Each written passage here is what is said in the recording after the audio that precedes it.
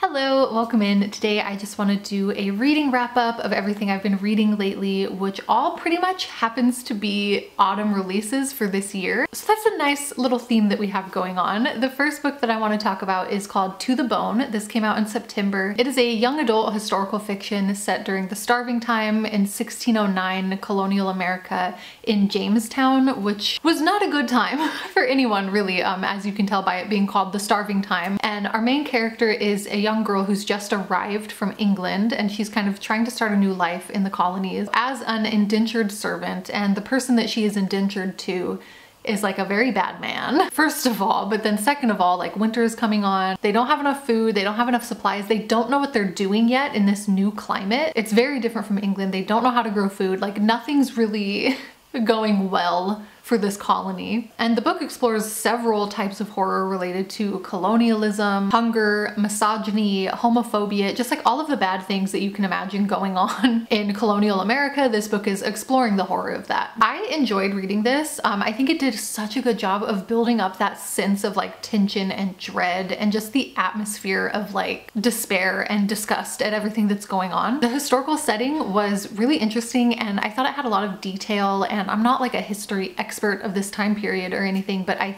think the author added a lot of real historical like events and stories and stuff like that. So I did really enjoy it. I felt at times like the writing style was a little bit detached and distant, and like I wasn't fully like brought into the main character's thoughts or feelings or emotions. Like it was very surface level, but honestly I think it kind of worked with the general vibe. Like it felt very cinematic, right? I could really see this book being a movie. The next book that I want to talk about is A Dark and Drowning Tide by Alison Zoft, which I was so excited for. Look at this cover.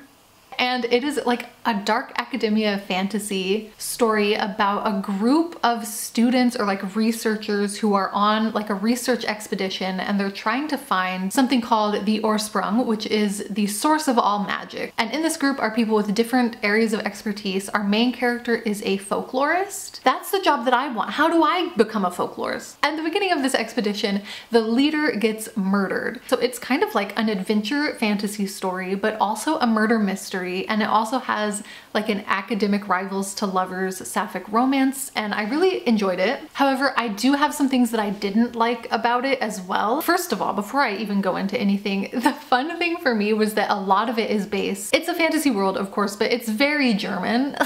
So like there were all of these German words, which was really fun for me because I'm like, I know what these words mean now. And also the main character's name is Lorelei, which comes from a German kind of folktale myth thing. It's like a woman and maybe her lover betrayed her and she threw herself into the river and became a siren who now lures other people to their death in the river. And there's actually a big rock over the Rhine River called the Lorelei, which has obviously nothing to do with like my review of this book, but I just thought it was neat. But it is very fitting because the book has this kind of like eerie, haunting, water-based, like river-based atmosphere. A lot of the magic has to do with water. A lot of the settings in the book, folklore and like folklore creatures that they come across are all kind of aquatic, like kelpies and sirens and stuff. And it was so beautiful. Honestly, like I do have complaints, but to be completely honest with you, just the whole like vibe of the book, I was so sucked into the atmosphere. It was so immersive, and it was just such a gorgeous experience to just be completely immersed in this kind of imagery. So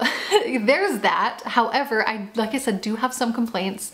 First of all, the plot and the character development, especially the romantic relationship, it all just felt a little bit lackluster to me, even though the setup for it was obviously so good. And then my other big complaint, and actually Sarah made a video about this topic and she explains it I think better than I ever possibly could. So I will leave that link down below if you want a more kind of nuanced discussion about this. But basically the main country in this novel is imperial power over other countries. Like it has invaded other countries and forced them to assimilate into a union to be like part of their country now instead, right? Like, and a lot of the characters are from some of these other countries that have been absorbed by Brunestadt, and they talk about like all of the hardships and the horrible things that go along with that kind of imperialism, and how, you know, they have lost their cultures. They have lost the right to speak their own languages or to tell their own kind of cultural histories. Like they've been completely taken over by this other powerful country. So of course there's this huge discussion in the book of like if these other countries are going to rise up and revolt and like fight for their independence from Brunestadt, or if they just need to accept it and strive for like peace and unity by, you know, becoming one country where we're all one people now, so there's no fighting. And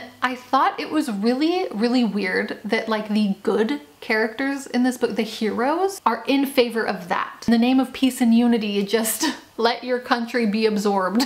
And I thought, I don't know. And like I said, Sarah's video I think has a much better detailed discussion of how these kind of allegories and tropes are used. I had some things that I didn't like and didn't enjoy and felt were just kind of, even if they weren't bad, they were just kind of like meh about this book. But again, the atmosphere, the magic, the setting, the vibes, like all of it, just such a beautiful book to spend some time in my opinion. I really enjoyed it. Also, I want to mention the publisher posted a Spotify playlist for like songs to go along with the book, and I loved this. The first song is Sympathy is a Knife by Charlie XCX, which was chef's kiss. Such a perfect representation of the romance in this book, I think. There's another song in here called I Follow Rivers by Marika Hackman, and I had not heard this before, but I love it and it fits the book so well. Like if you just put the song on repeat while you're reading the book, the vibes are immaculate. There's Florence and the Machine. There's Maps by the Yeah Yeah Yeahs. I just thought this was such a cool thing for them to make, and I wish that more authors would do this. Anyways, the next book that I want to talk about is Lucy Undying. Again, perfect autumn read. This is from the point of view of Lucy Westenra, who is a character in Dracula, who is basically Dracula's first victim when he gets to London. And in this book, we follow her point of view in journal entries from before all of the events of Dracula, and also, you know, her story of what happened to her after she became a vampire. In this one, we imagine that she lives on as a vampire. And then we also have chapters that are set in present day from a girl named Iris, who is a descendant of one of the other characters in Dracula, and she's inherited the house that Lucy grew up in. And the stories intertwine and connect, and it was really, really fun. I will say I loved all of Lucy's chapters. I loved it, but then Iris's chapters in the present day was so weird. The pacing, what was going on, I don't even know. Like, it started out so slow. Nothing is happening. Nothing's going on. And then you reach the point that I felt like that was the end. Like, we've wrapped up, we've done what we needed to do, and then suddenly the plot begins. It starts there. That's when things start, which I thought was a little bit weird. It's almost like two books in one, which is kind of nice, and I'm not saying that that should be different. I just wish that the pacing kind of reflected a more something that makes sense, I guess. And also, like, at times I think stuff was a little bit overwritten. I wish that the editing had been a little bit more like, we could have tightened this stuff up a little bit, you know? So unfortunately, the reading experience of this for me did drag a lot, and it didn't feel like a super fun time. But that being said, I really, really do love what Kiersten White did with this, like taking this character from Dracula and letting her tell her own story and giving her a life and a personhood that she was kind of denied in the original novel. And Kiersten White did so many cool, interesting things with that character and with, you know, the other characters from Dracula as well, and the whole story of Dracula. I really, really appreciate what Kiersten White did with this, and I love her as an author, and a realization that I had about her when I read Mr. Magic, which is very heavily based in like religious trauma of like a Mormon upbringing, which Kiersten White talks about in the author's note. And I really, really, really enjoyed the stuff that she did with that. And I think that a lot of that was also present in this book. She didn't say anything about it directly in the author's note this time, but like now that I know that about Kiersten White, like I see it so much in her work, and I really appreciate the really interesting ways that she explores that. So I did enjoy this a lot. The next thing that I want to talk about was an audiobook that I listened to on Librofm, which is my favorite way to listen to audiobooks because your purchases can go to support an indie or locally owned bookstore of your choice. And if you're interested, I do have a link in the description, which helps us both out. We both get a free audiobook from it. If you're interested, it's there. But the audiobook that I listened to was The Pumpkin Spice Cafe. This has been everywhere. This has been so popular. Everyone's been reading it, and it's such a cute cover and such a cute concept for a little like autumn themed romance. Unfortunately, I hated this. I was so excited to read it and like be involved for once in like a current event. I feel like I come to everything so late on BookTube because I'm so delayed and behind. So I was really excited to have like a common experience with the community on this one, but yeah, sadly I didn't like it. You know, it's about a girl from the big city with her big city job, but then she inherits a cafe, a little cafe in a cute little rural farming town, and she goes to run the cafe and meets a really cute farmer that runs the local farm and has pet goats and grows pumpkins. Like, this is a dream, right? Like, sure would have loved it if this happened to me, you know? At the same time, I just didn't like how it was done. I think that the relationship kind of moved so fast. There wasn't enough buildup. There wasn't enough like creation of that growing tension. One minute we're like, ooh, what's gonna happen? And then the next minute they're just fucking everywhere again and again and again.